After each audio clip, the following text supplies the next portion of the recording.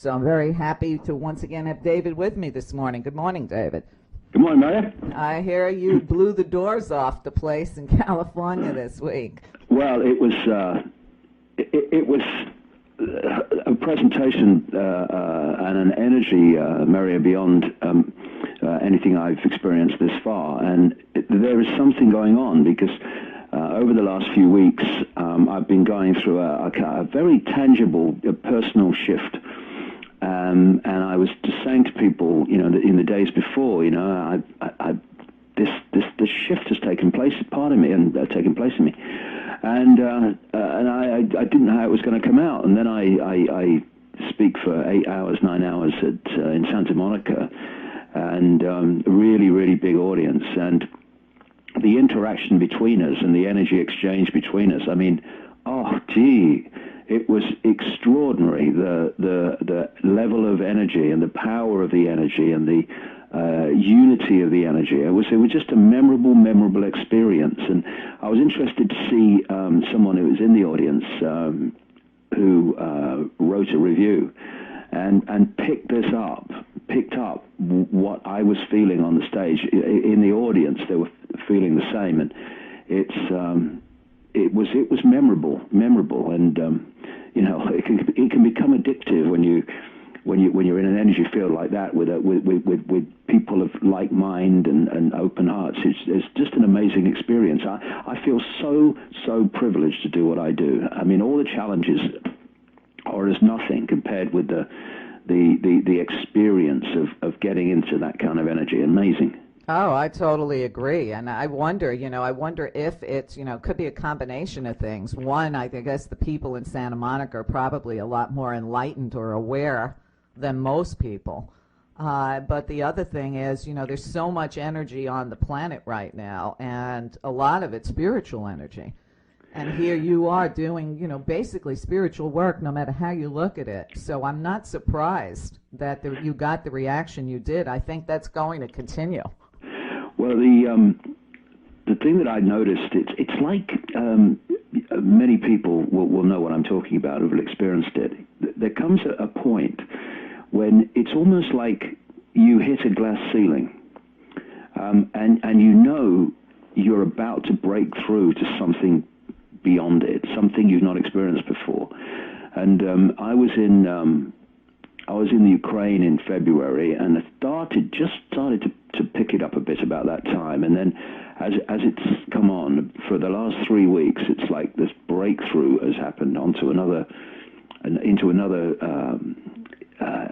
kind of vibrational field of energy and another frequency almost. And I felt it in myself. And I tell you how it's manifested, which I find interesting, and I've talked to one or two other people actually who have said the same thing, that they've been feeling the same.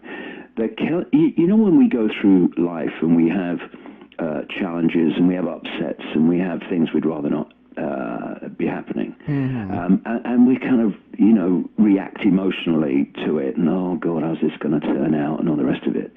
What has happened to me, and interestingly, like I say, just bringing up the conversation with one or two other people over the last few days, and they've said, cool, dear, that's exactly how I feel. And it's that your relationship with these challenges has shifted. So it really doesn't matter anymore. It's like you've gone beyond, I wonder how it's going to turn out, to everything's going to be fine. And I'm starting to feel this very strongly, and I always have, but there's a difference between intellectually coming to conclusions and being that conclusion. It's a totally different thing. It's the difference between thinking and knowing. Right. And I just know it's all going to turn out fine, but there's going to be a heck of a lot of challenges. But that's the thing about challenges. It's not that they're not going to come; they are, and they're going to increase in the next few years because these guys want to give us as many things to worry about as we can. But it's that your relationship with the challenge changes. So it's not that the challenge is not there; it's that the way you interact with that challenge changes. Exactly. And it loses its power over you, and that's been oh God, that's been a real tangible thing that's happened to me in terms of becoming very much more laid back about things happening in my life. Because, okay, I'd rather not be there, but it'll be fine. We'll get through that. The main thing is to do what we're doing, and everything else will take care of itself. And it's like an intensity. An emotional intensity is lifted, and funnily enough, that emotional intensity has been transferred even more onto what I'm doing. That's one of the reasons I think what happened in Santa Monica happened is that the entirety of the focus of energy upon what I'm doing was greater, because all these things that pull your emotional energy into other directions, it's almost like you let go of them and you take that emotional energy you were expending on that irrelevance, and you focus it all on what you're doing, and so the impact becomes more powerful because you're actually focusing more energy on it. Right, exactly. Well, you know, it's interesting, and I'm sure you remember years ago when the so-called New Age was telling everybody you create your own reality. I was the only one screaming against it, saying, no, you create your reaction to the reality. Mm-hmm. And I think that's a very good point. Right. I think once you stop reacting, especially from your emotions, to this reality, and you really get into the flow and the knowing, you can be here and not be here. So you can react and not react. And, you know, it's the corny saying, but what you said reminded me of that corny saying, let go, let God. And I think that once we let go, that's when we're really at our best. You know, it's the same thing for me, David. People worry about me because I do this show and, you know, covering the news and all these terrible things that not only worry about my safety, but they worry about my sanity. And the truth of the matter is, as passionate as I am when I'm delivering it, is as dispassionate as I become once it's done. I won't get attached to it. Yeah, well, some people were saying to me before I went out to Los Angeles, because of what was going on, you're not going to California. You can't go to California. What about the fallout from the Japanese nuclear disaster? And all there's likely to be an earthquake there soon. And I thought, what? Not go? What are you talking about? Right. Watch me. And of course it was fine. And, you know, so many things that stop us doing things are not the thing itself. It's our perception of it, our worrying about it. You know, a simple thing like people who are frightened of the dentist, they go through weeks of worry when there's an appointment coming up. And then they go in, they've had their lives ruined for weeks, and then they go in and they say, oh, no, you're fine. Just no treatment necessary, another 6 months. And they go out and they go, oh, dear, that was all right, wasn't it? Right. And yet, yeah, it was all right, but it's not been all right for the last 3-4 weeks since you made the appointment. It's ruined your life. Because it's like I've said many times, Meria, about speaking your truth.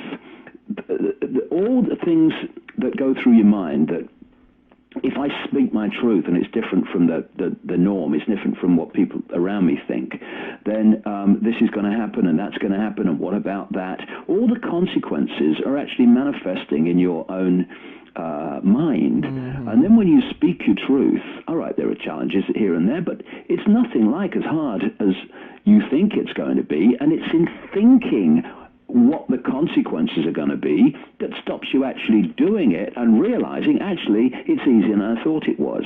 And this is why it's really important, especially now of all times, that people do what they know to be right. Don't go through the mental gymnastics, because that will just stop you doing it.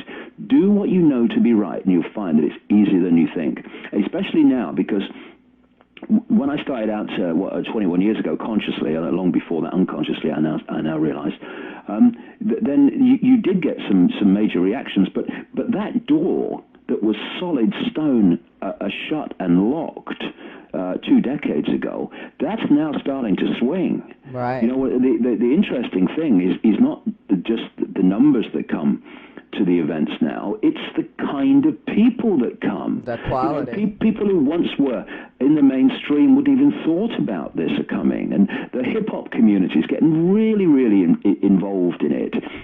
People like more mainstream television production companies and who have people who have started to, you know, hear the dance of the universe. They're starting to say, well, how can we get into the mainstream media? How do we do this? And so this is a time when the door is starting to swing. You're starting to push against an open door, not right across society, but in many increasing areas of it. This is the time to speak your truth, because the more that do, the more hear it, the more realize the validity of it, and the more then speak their truth, and the whole thing starts to expand rapidly, which is what I'm seeing happen. Absolutely. Well, staying out of fear is key, especially in a world controlled by fear. You know, people always say to me, you know, aren't you afraid doing what you do? And I'm like, I'm afraid not to. Well, that's the point, because once you know what's going on in the world, I mean, there are exceptions, and I'm always shocked when I come across them. There are people that see what's going on in the world and then think, well, how do I exploit this for my benefit, or how do I undermine someone who's doing it? That's a bit of a shocker. But in terms of you know, the wider number of people who come into understanding of this information and the basic themes of what's going on, you literally, once you know, you can't walk away. It's not an option. You've got to keep doing it. And there comes a point, and I'm enjoying that now, where you're seeing the change in so many people, and you're seeing the joy and the lights going on, so that they're thinking, hey, I'm not just little me. I'm not who I thought I was. I'm far greater than ever I thought I was. When you see that happening, not only is it you can't walk away, because how can you when you know what's happening in the world, and we need to face it and do something about it. It becomes a joy. It becomes a privilege to do what you do, and see joy in people's faces when the penny drops of who they really are, as opposed to who they've been programmed to believe they are all their lives. It's incredible. It's such. I mean, I wouldn't want to be anyone else doing anything else than me doing what I do. I wouldn't swap with anybody. I wouldn't swap with. No matter how much money you've got, what you've got, what you do, I wouldn't change a thing. It's just fantastic, and it's getting better, because this shift is taking place, which we're riding the shift. We're riding this wave of vibrational information change, and we're going to see amazing things happen in the years ahead. Amazing things happen. Oh, I totally agree. And I don't want you to be anybody but you either. I can tell you that the whole world loves you, David. The amount of people must think I'm your personal press secretary, because I get so much email about how much people love you, and gifts they want to give you, and, you know, praying for your protection and all this stuff. And of course I enjoy reading it, because I'm, you know, one of your biggest fans, let's face it. But I understand, you know, I was thinking of actually taking a week off next month to go visit with my family. And I realized that I just can't do it. I have a sense of responsibility for what I do. And I just said, no, I can't. There's just too much going on. I've got to stay, you know, with my finger on the pulse and keep letting people know what's really going on. You know, when people say to me, Meria, you know, listening to your show, I know I'm getting the real news. And that gives them solace. That gives them education. You know, how can I walk away? I said, I'll go away, and the end of the week I take off, and I'll miss it. I'll miss the biggest story. So I know, people say to me, you know, you're working all the time and all the rest of it. You know, why don't you just have some time off and chill out? And I'm thinking, well, it might be work to you, and it does get tiring sometimes. Of course it does when you're doing things all day, every day. But I don't want to do anything else. It's not work to me. Right. It's beyond that, because you know, 21 years ago, when I was told all this was going to happen, and I thought, what? To actually be there now and experiencing it every day, of this amnesia dispersing in more and more people, so that they can see the world and themselves in a completely different light. I mean, crikey, who'd want to go and sit on a beach when they could be doing this? I mean, why? You know, especially, you know, now, as you say, because there are some very major cards being played in the Middle East, which have been, you know, predicted by those who've researched this for a long time. And, you know, while the awakening is becoming more and more obvious, the desire of the control system to shut that down through getting people in fear, therefore low vibrational states, are increasing all the time, because what we're seeing, I would say, is not the arrogant, cocky control system strutting around saying, we're all powerful. That's just the front. And they're not trying to kid anyone of that more than they're trying to kid themselves, because this vibrational change, which is an awakening people from their amnesia, an amnesia that is absolutely fundamental to the control system surviving and prospering, is keeping people asleep. And as this is changing, they're having to up the ante all the time to try to impose their will upon us, and it's getting more and more difficult because, like Obama's speech this week about Libya. I mean, the number of people that looked at that and basically shook their head and laughed at the outrageous, ludicrous nature of it and what he was trying to claim is far, far greater than would have been a little while ago. Well, even when he was elected in 2008, came in 2009, you would have thought, wouldn't you, that someone with that amazing kind of support and adulation would have had a long honeymoon period, but he hasn't. He's been seen through really, really quickly. Even by, I found this, I noticed this in Los Angeles. He's been found out and sussed by people that really supported him in that bogus I'll bring change election campaign. And that's because of what he's done to an extent, yes, but it's also because people are seeing the game now, and they are realizing that the only difference between Bush and Obama are the words they speak, and to try to give the illusion of some kind of choice for the people. Yeah. And in many ways, Mary, I said this at the time, that in many ways the great adulation and kind of Messiah-like, in many ways, support for Obama during that election campaign, and the expectation that he rode into office, has been actually of a great benefit to people coming to the understanding that actually the Republicans and the Democrats, as with the major parties all over the world, are just masks on the same face,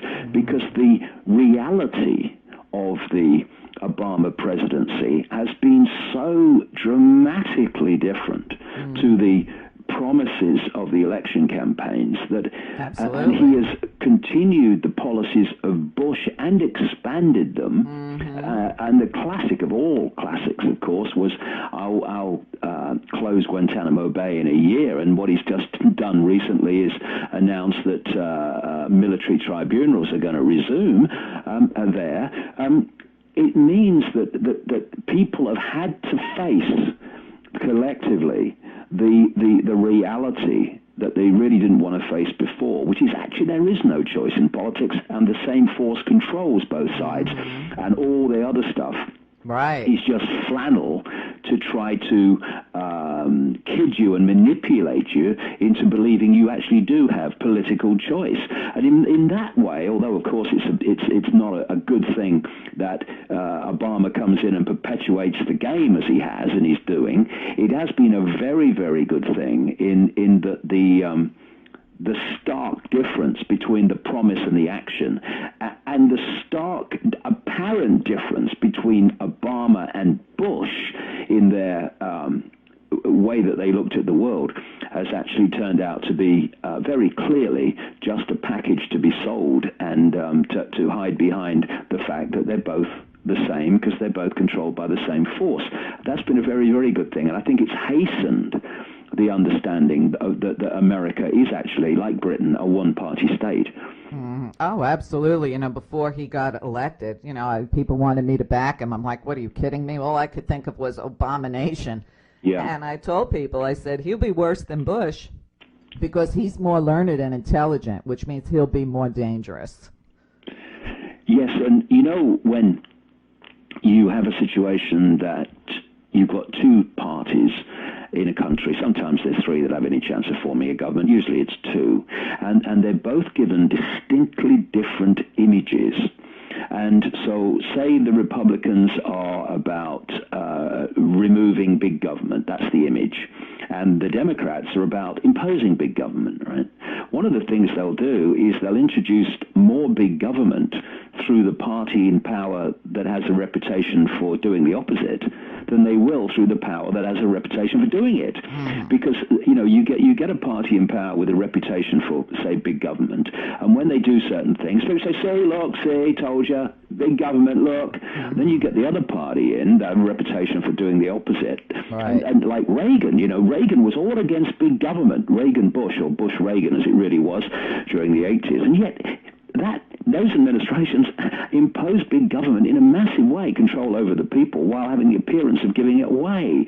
And because what they did, to a large extent, was give what was called big government to the corporations, who impose their will on the people in a different way, but it's still imposition by corporation stroke government, because they're expressions of the same thing, upon the people. And the images of the parties are manipulated to a large extent so that they'll attract certain parts of the population this way, certain parts of the population that way, and then in the middle, you've got the target population that actually basically decides who's going to form a government. Because in this country, you've got the Labour Party and the Conservative Party, and the Labour Party has the reputation of being for the people, for the working classes. And so there are a stream of constituencies across Britain that will really always vote Labour as long as the guy's got a red rosette on. And there's other constituencies that are conservative constituencies. They're the more well-to-do ones, the ones with bigger incomes, bigger houses, and they will, in effect, always vote conservative as long as someone's got a blue rosette on. So then you're looking at the people in between, and that's really the target population in a so-called democracy that decides who forms the government, because the other chunks of people are already, diehards and will always vote for the party they think represents them, and of course neither does, because they represent the cartel, not the people. Right. And it's one of the things that's been introduced since the whole royal network of royal dictatorships started to fall, and the monarchies as dictator monarchies as opposed to symbolic monarchies started to fall. These bloodlines had the challenge now that they couldn't rule directly through the royal bloodlines. They had to rule another way, because the people were starting to reject this blatant, in-your-face dictatorship by bloodline. So what they did was they created the political party system coldly and calculatedly to replace the royal dictatorships. Because if you have an election and people vote for the person, they vote for people, then you are then bringing into any kind of government, Congress, Parliament, people who are coming from their own perspective. You're not dealing with people who are following a party line or a party policy. They're coming in and are far more likely to look at each policy and each piece of legislation or proposal in and of itself, in its own right, on its own merits. That's a nightmare for anyone that wants to centralize control in the hands of the few. So what they did, they created these party structures where we have parties all over the world. In every culture you have parties, because the party is a pyramid. You've got the tiny few at the top, and they're dictating the rest of the pyramid. So if you want to stand for that party at an election, then you have to be acceptable to the pyramid, which is in effect means being acceptable to those at the top that run the pyramid. You're talking about a handful of people that run these parties at the very core, at the very capstone. Right. And then when you get chosen to represent your party, And you then have to, during your election campaign, not speak your own truth anymore. You have to speak the party's version of truth, i.e. their policies, which the top people have decided.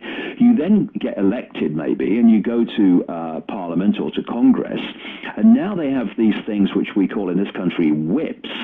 And they go round telling the members of a party how they're going to vote on different legislation, what they call the party whip system. And if there's anyone in the party who is saying, well, I actually don't want to vote for this, or I don't want to vote against this, they then give them the facts of life. Well, look, if you want to progress in this party, if you want to get anywhere near the top, if you want to have public office, then you're killing that now if you don't vote with the party for the party's wishes on this vote.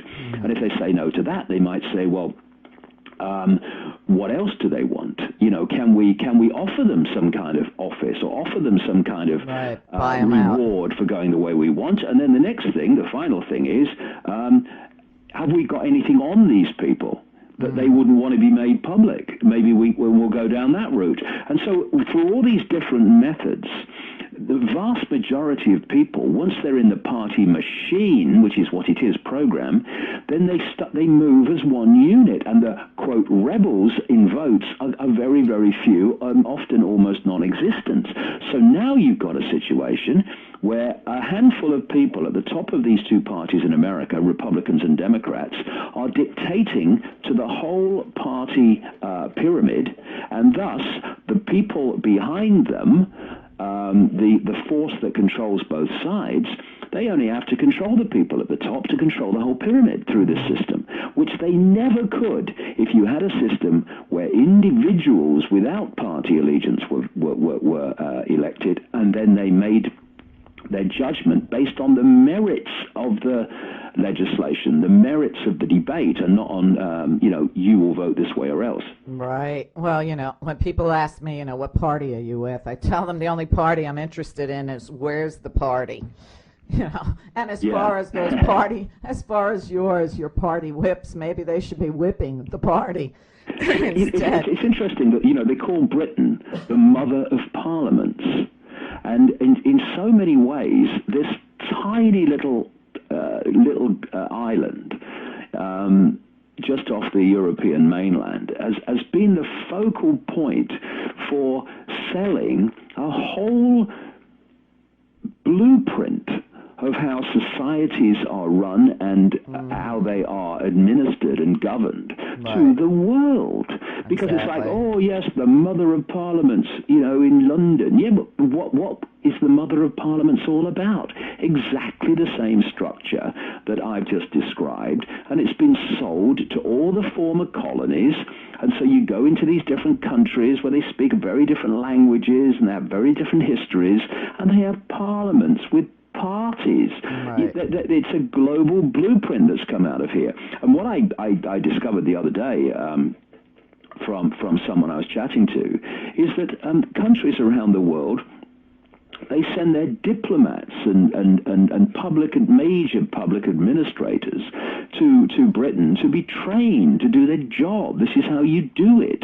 And out of Britain, which is obviously a fantastic centre, not least London, for the Illuminati cabal, along with Paris and Germany and absolutely Rome.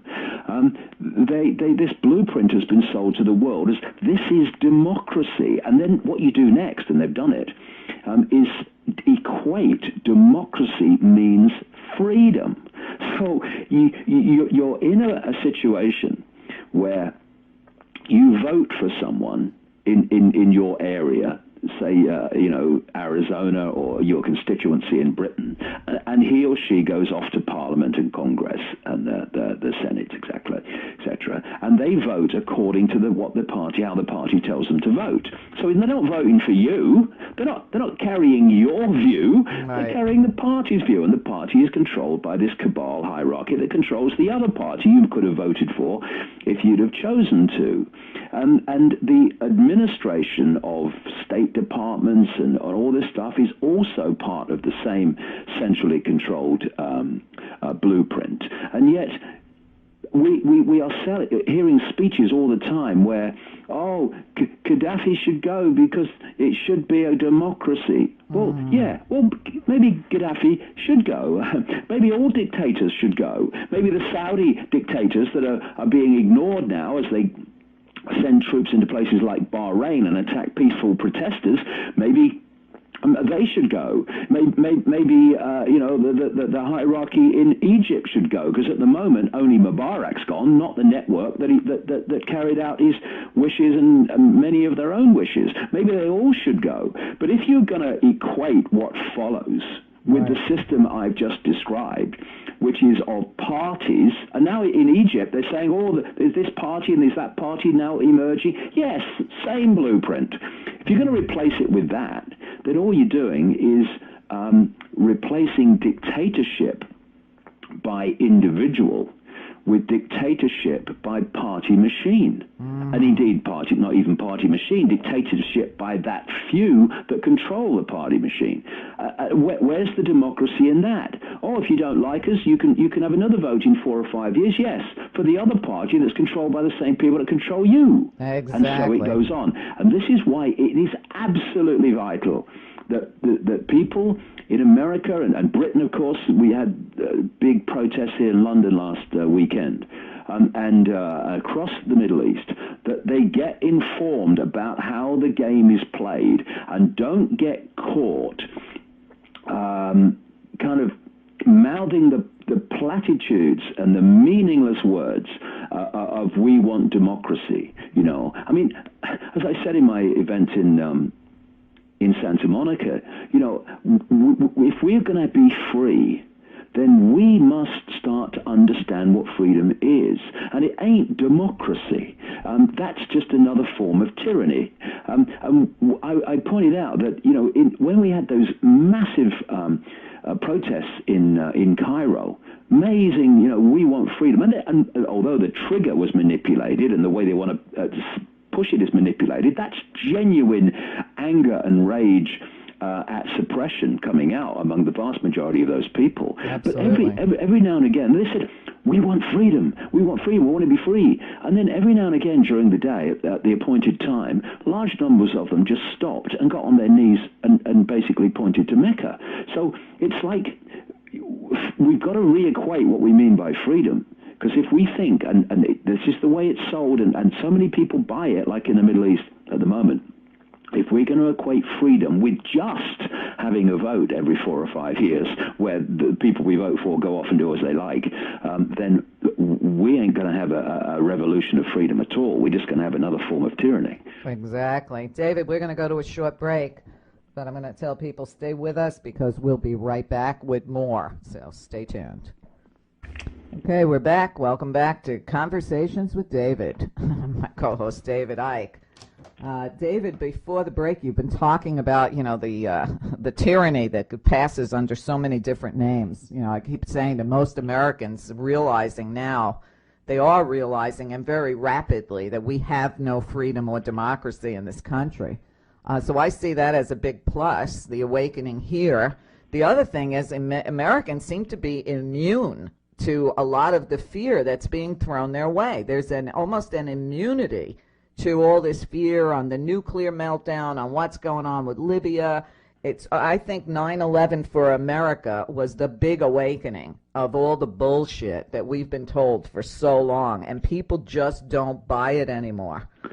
No, there's a great line. Freedom is just another word for nothing left to lose. Mm-hmm. And there comes a point when things start to fall apart and your life starts to become affected, where basically you are in a position where you've got nothing to lose by going in another direction. Mm-hmm. And that's, of course, happening all over the world, but it's happening in America very clearly with the tent cities and the loss of jobs. And people are quite rightly understanding this simple equation, this simple circuitry, which is that the banks that cause the problem are the ones throwing them out of their homes because they can't pay money to the banks because the banks have crashed the economy and they've lost their job as a result of what the banks did. That's very simple, very clear and obvious connection. Is getting a lot of people to realize what a unbelievably rigged system this is. And when you think you have something to protect, like possessions or whatever, you will do things that you think will protect the status quo in your life, i.e. you will accept things, or you'll keep your mouth shut about things, keep your head down about things. But there comes a point where literally you have got nothing left to lose by standing up and speaking out. That's what's beginning to happen, and more people are crossing that line around the world. You know, when you're in a state of oppression and economic struggle, then so what? What can anyone do to you? You can't get any worse anyway. And this is a dangerous time for the cabal, because this is happening around the world. What they are trying to do is to take this rage, to take this we're not having it anymore, and to channel it in a way that gives them power still, but in another form, under another name. Instead of dictatorship, it's democracy. And this is why, the kind of information you put out through your programs, Meria, and the stuff that I'm and others are circulating, is so important for people to look at. Because if you know how the game's played, i.e. where they want to take the world, the methods they use to manipulate us to go there, then you become much more difficult to manipulate from a place of rebellion to a place of control under another name. We have the potential here, if we get informed about the game, informed about the myths that democracy equals freedom and all that stuff, then we can actually have a rebellion against the status quo and replace it with something that might in some way be relevant to real freedom in people's lives. It's a real, there's lots of cookies in the air at the moment. Right. And, well, how we react and respond will decide how the cookies crumble. Exactly. And I'm a big proponent of non-participation. Well, I think that's the key for me, because I see all these protests around the world, and that's good. We've had a major one in London this week, last weekend. We see all these things, but so often we don't see anything change as a result. They had 500,000 on the streets of London last Saturday. What they did, as usual, is orchestrate agents provocateurs, triggering complete morons who haven't got a clue what's going on, to smash shop windows and to occupy places and all the rest of it.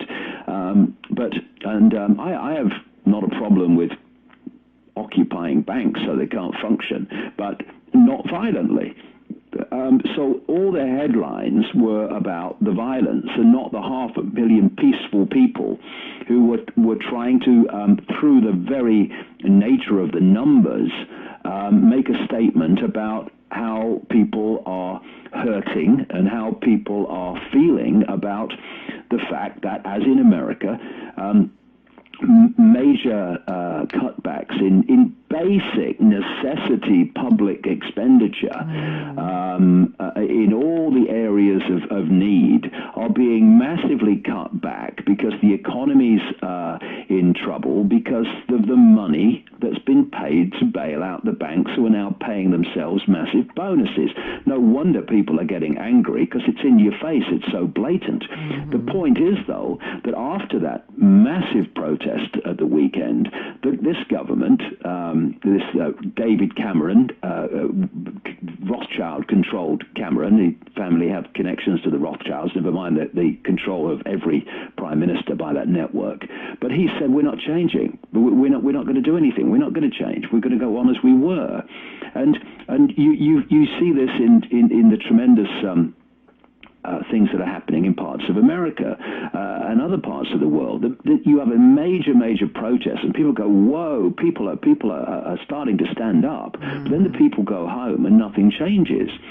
The key point is, I'm nothing against protest, peaceful protest. It makes a statement, this is how we feel. But if you then go home and cooperate with the system, then nothing's going to change. This whole system of control can only operate with our acquiescence. And so if we cease to acquiesce to it, it must come down. No massive protest necessary. If government functions through, like local government here, functions through something called the council tax, going up all the time. Well, if people just refuse to pay that en masse, then local government could not function. There would have to be a change to get people to start paying it again. It's just a simple explanation like that, but you go through the whole system of society and how we're controlled and imposed upon and how it runs without public acquiescence and public acceptance of it. It can't function. The number of people that are running it in full knowledge of why they're running it, i.e. global control, is tiny.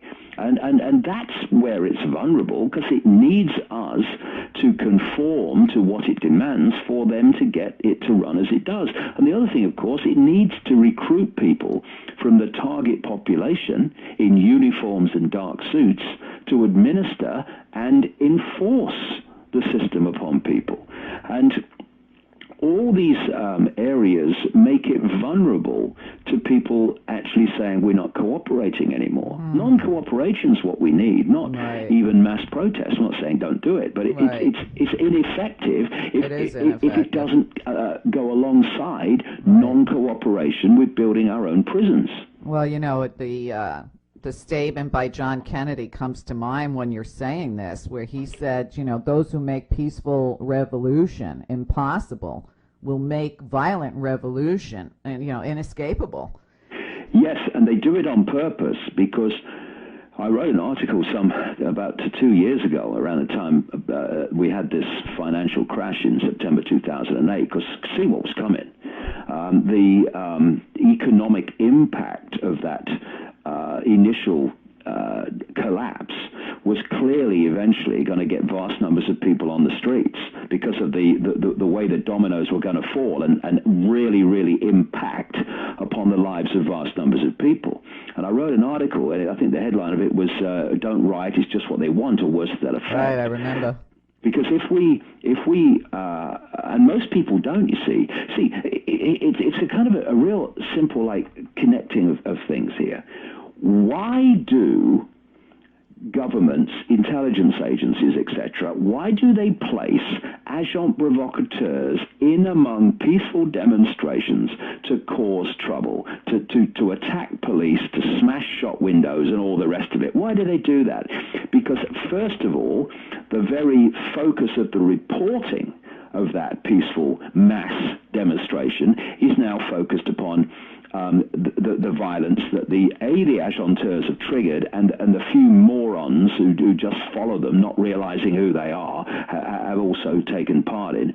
And it, as they've done in this country now, it gives them the excuse to impose the Orwellian police state even further.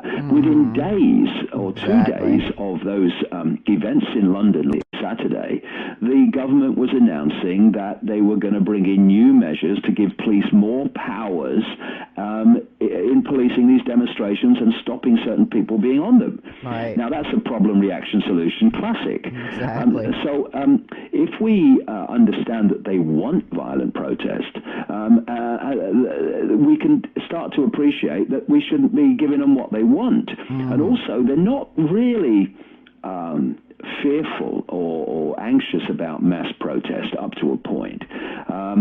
What they're fearful of is non-cooperation. People going into that square in Cairo, for instance, was people protesting. But then that went into another phase, because then they were told to leave by the authorities, and they refused to leave. They're now not just protesting and going home. they're saying we're not having it. We're not going to conform with you telling us what to do. And because the numbers were so great, that basically there was nothing the authorities could do with those kind of numbers. Because they didn't have the ability, short of getting the tanks out and firing them, which would have been disastrous for the Egyptian regime, given that it was all over the television news. Well, all they could do then was start to have to come towards the protest and start to look at some of its demands, because they weren't going home anymore. Right. And, for instance, this 500,000 people, if they came into London and then refused to leave, now that's different. Now we're into a second day. Now we're into a third day, and then if they could, like they did in Cairo, in the square, where people were bringing them food to keep it going. Now suddenly you're in a non-acquiescent position. Now the game's moved on. Right. They haven't just got to police London for a day. Suddenly, hey, it's 2 days, 3 days, 4 days. Now more people are coming and joining them, and then it's different, because you're now stopping the system functioning, and that's its worst fear. Is that people will not acquiesce to the system to the point where the system cannot function. And we have the numbers to do that. Absolutely. It's having the will to do that, the determination to do that. Right. Well, we've all heard since we're young, there's strength in numbers. Yes, exactly. But it has to be ongoing. This is the point I'm making. It's not a protest on one day and we have 1 million people march to Washington and then everyone goes home. We made a statement on one day, and then it's business as usual when everyone's gone home. We need to, if we're going to use protest, we need to take it beyond, hey, this is how we feel, okay, see you tomorrow, and turn it into something that's ongoing, which draws more and more people in, to the point where we're not acquiescing anymore. We're not going when the authorities say you must leave. More people arrive instead. Now the system has lost its power, because one of the things that happened, and I know there's a heck of a lot of manipulation in Egypt and all these other countries. It's all been triggered for a reason. But you take the vast number of people in that square in Egypt. What happened is people came on the streets and people didn't leave. And then when they said no, we're not leaving, and there was some trouble, but still, and there was some conflict, but they still didn't leave. Then more people started to come, and they crossed a line. They realized, hey, if you do this in big enough numbers, then the system that we've been fearing all this time does not have the power that we thought it had. Exactly. The system's power is in divide and rule, and it's in targeting individuals. See, if people in America, in terms of the foreclosures, the fantastic numbers of foreclosures around America, if one or two people in an area said, we're not leaving because we can't pay our rent and mortgage because of you who are now trying to take our homes away when you've caused the problem, then the system will pick them off, and it's doing so. But if it was done en masse, where hundreds of thousands of people just refused to leave, it would be the very same thing in terms of foreclosures that you saw in the square in Egypt. The numbers would be so great that the system couldn't cope. And then more people would see from their example that actually if you don't leave, the system can't cope with it, and then they refuse to leave and the whole thing would move on. But it has to be done in numbers, and this is why it needs organizing, but it also needs people to have the courage to do it en masse, so that they can then see, hey, the system's not as powerful as we thought it was. Well, it's starting to show its head in America, especially Wisconsin, where the people there decided to protest, but they didn't go home either. That's such a great example, Meria. If they'd have gone along and done their protest and left, then that would have been one day and over. But because they refused to leave, of course, it became a national and a major story, right, they got which world so many support. people resonated with. And the greatest thing, they used to say this about Africa and other parts of the world during the colonial times and even still now. The biggest fear that the system has and the colonial powers have is the threat of a good example. The threat that shows that if you do this, even though you're told not to, this is the outcome. And it's not what you thought it would be, is it? And so when people, just some people will do something, and they'll let other people see, hey, if you do that, this is what happens. If you do that, they don't have the power we thought they had, do they? Right. And things like Wisconsin, when they refused to leave, that was so much more powerful than a one-day protest by 1 million people and leaving. Right, and even forgotten. Right, it wasn't forgotten because they wouldn't leave. Right. This is what we need. This is what we need all over the world. And even though they passed the law, they still have a judge who's refusing to enact it. I mean, these people have to start getting afraid of repercussions from the people they have ignored and not listened to all these years. Yes, exactly. I mean, when you've got the people in a building, a government building like in Wisconsin, then the next thing you want is the building itself surrounded by people who are closing off the streets and the ability to function all around it. We have the numbers. There's more than 300 million people in America.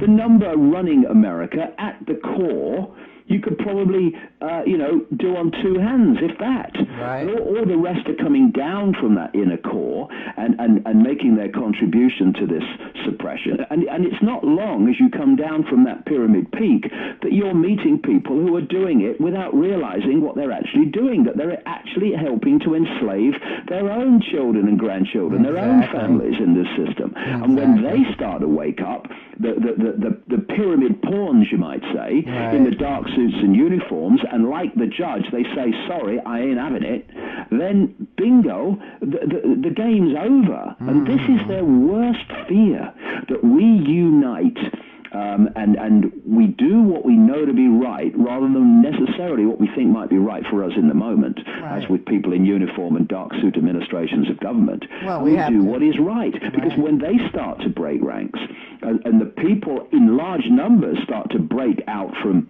yes sir, no sir, 3 bags full sir, you've got a uniform or a political position, so I must do what you say. When they break out of that rubbish, then we'll start to see where the real power is, and it is not with those that have been running the world for eons. Right. We need to adopt their stupid line, on their war on this, war on that, just say no. We need to no is the most positive word in the world if you're saying no to the right things. Go and slaughter people in another country. No. Go out, leave your foreclosed home that I, who's telling you to leave, have been responsible for you not being able to pay for. No. Compulsory vaccinations. No. How does that work? How does it work when the target population in vast numbers are saying no to the people trying to impose this thing upon them?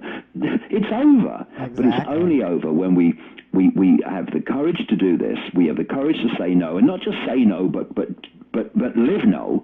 And when we forget religious differences and income bracket differences and color, racial differences, all these manufactured, nonsensical divide and rule techniques, when we do that and we come together, absolutely, it's over. And this is where we need to go. And if we do, then this control system has got no power whatsoever. It's only the power that we've given it, and we need to take it back from them. And it's happening. And it's a case of making us the speed of that quicken all the time. Well, it sure looks like it's quickening. When people ask me, what's going on, I always tell them, and you have the best analogy, David, of anybody out there. I just tell them, as David Icke would say, we're living in a virtual reality, and think of it as a DVD of a movie, and we're in the final credits. Yeah. And it's time for a new movie. Is it going to be a movie of our choice or their choice? Exactly. And that's really the decision facing every breathing soul that's listening. It's the dawning of the understanding that we can control our own lives, and in fact we do control our own lives. It's not that we can, we do. But what's happening at the moment is that our sense of powerlessness, our sense of programmed little me, that mentality, that state of being manifests itself in the life that we create. And therefore, little me creates little me experience. I've got no power creates I have no power over my life mentality experience. What we believe, what we perceive, becomes our experienced reality. And so we're still creating our own reality. It's just that we're creating a reality of powerlessness. Why? Because we are persuaded that's what we are. Yeah, well, once we kind of break through that nonsense and that smoke screen, that program, and we see that we are all powerful and together as one, a droplet of water smacking on the beach might move a few grains of sand an inch or two, but all those drops of water together create a tsunami. And it's the same water, it's just the volume of it. It equals the power of it. And when we as a human family of all colors, all creeds, all backgrounds, all religious beliefs, don't care, as long as you don't pose it on other people, come together as one united awareness that's saying no more slavery, then the system will get washed away by that energy. We got to come together, and we got to go beyond the level that consequences are funny enough, it's how we kind of started this chat this week. Consequences are overwhelmingly in your mind. You do have consequences when you play things out, but overwhelmingly the worst consequences and the worst scenarios and the worst possibilities are actually in your mind when you're thinking, should I or shouldn't I do this? Right. And then when you do it, you realize actually it wasn't as bad as I thought. In fact, it's brilliant the way it's turned out.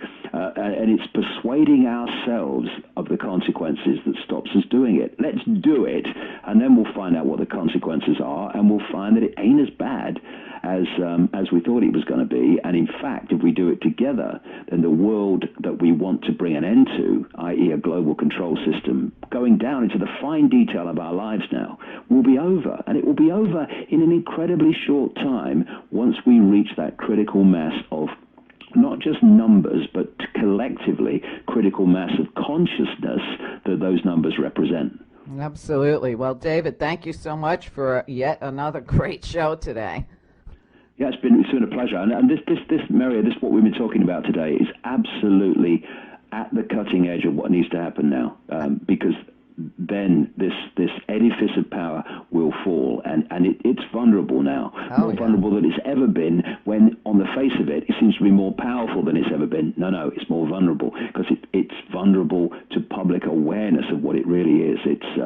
It's so important we come together and say no to this and refuse to cooperate, and then it's over. Absolutely. Well, look forward to our chat next month, David. Okay, Mary, thanks very much. Take good care. See ya. Bye. David on